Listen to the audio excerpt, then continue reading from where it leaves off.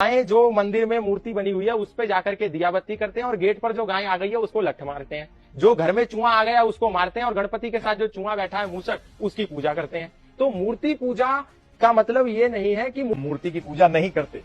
मूर्ति का मतलब होता है मन गढ़ंत बनाई हुई आकार, उसको मूर्ति कहते हैं। हम मूर्ति बिल्कुल आगे से मूर्ति पूजा। आज आप कहीं भी जाइए, जैसे कि आपने सुना होगा, मजाक सा लगता है कि एक कुत्ते ने लघु शंका कर दी एक पत्थर पे गांव के बाहर। तो एक व्यक्ति निकलता हुआ आया, उसने तो और ही किसी ने पानी डाल के गया। दूसरा आया, उसने उसमें और पानी डाल दिया। तीसरे ने डाल, चौथे दिन मंदिर बन गया। अब ये बोगस है। ये क्या है प्रभु जी? This is bogus. आज इसके लिए हमें फाइट करना चाहिए। जो चीज गलत है वो गलत है और जो सही है वो सही है। दुनिया का एक उदाहरण दे दीजिए, कहीं से ला करके दे दीजिए कि श्री कृष्ण इसकी पूजा करते थे, ये बना करके मान जाऊंगा। राम का एक उदाहरण दे दीजिए पूरे रामायण से कि राम मर्यादा पुरुषोत्तम राम इसकी मूर्ति बना करके अर्थ विग्रह, मैं इसका पूरा अर्थ नहीं जानता, इसमें क्षमा चाहूंगा, लेकिन ऐसा कुछ आकृति बना करके उसकी पूजा करते थे।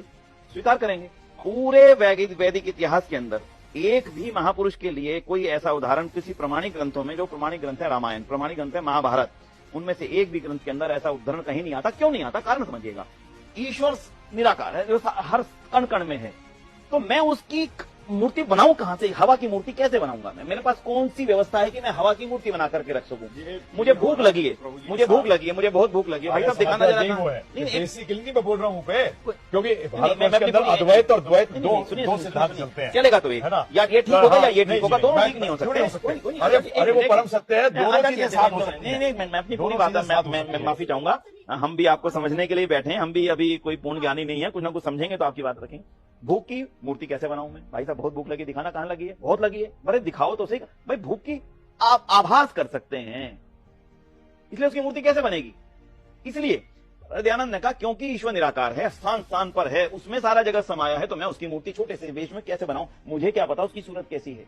फिर मानता हूं मूर्ति, वेद में मान लेते हैं। एक बार कई बार बात आ जाती है कि मूर्ति, भाई वेद में कहां लिखा कि ऐसी मूर्ति होनी चाहिए? लाखों तरह की मूर्तियां पूरे दुनिया के अंदर प्रचलित हैं, उनमें से कौन सी ठीक है? एक दो हर तरह की है। फिर तो परमात्मा की जितनी भी सारी दुनिया में इतनी सारी प्रकृति है, ये भी परमात्मा की मूर्त ही है। जो इतने ऊंचे पहाड़, इतने ऊंचे जंगल, वृक्ष आदि, ये भी सब।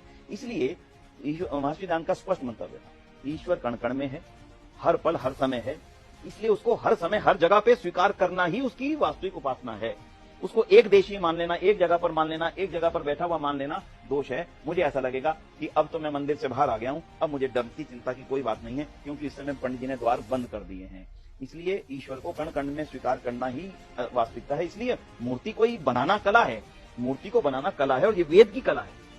मूर्ति कला वेद की कला है, पत्थर को गढ़ना, लकड़ी को गढ़ना, लेकिन उसकी जो साकार पैदा हुआ, मैं आपकी मूर्ति बना सकता हूं क्योंकि आप मेरे सामने साकार है, मुझे दिख रहे हैं। राम इस संसार में पैदा हुए, कृष्ण इस संसार में पैदा हुए, उनकी मूर्ति है क्योंकि वो पैदा हुए, तो मैंने उनको देखा, देखने के बाद उनमें एक कलाकार ने बनाया, उसके बाद उसकी मूर्ति बनाई, उसके पत्थर से लकड़ी की। लेकिन जो संसार को बनाने वाला है, जिसका अपना कोई इससे शारीरिक रूप से